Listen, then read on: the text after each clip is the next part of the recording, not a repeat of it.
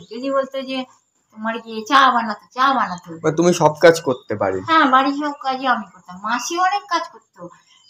মাসি মানে কাপড় ধোয়া যেত, মানে তোমার গিয়ে সাবান দিয়ে বলো বা সানলাইট দিয়ে বলো, ওই সব দিয়ে কাপড় ধোয়া সব মাসি। তোমার বিছানার চাদর থেকে নিয়ে সব মাসি ধুতো।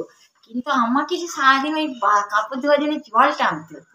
আচ্ছা, সে যদি জল না এনে দিতাম কি করে কাপড়টাই বা ধুতো উনি? তাহলে তখন ওই গলিতে মাত্র ওই কলকাতায় গলিতে মাত্র একটা ওই টাইম কল ছিল খাওয়ার জলের জন্য।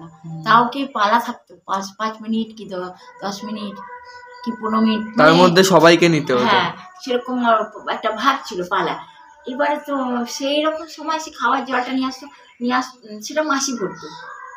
ঠিক আছে, মাসি ওটা মানে পরিষ্কার পরিচ্ছন্ন করে হতো। কিন্তু আমাকে দিয়ে মাঠে গিয়ে জলটা টিপে আনা, মানে এগুলো না সব শক্ত হয়ে যেত। আমি বম্বে গিয়ে যখন থেকেছি তখন আমার হাতের এখনো রয়েছে করা, কেন এখন আমি টিপি জল আনি তো ওখানে গিয়ে ভরে ভরে আনতাম, তার জন্য আমার হাতে আবার সেটা হয়েছে।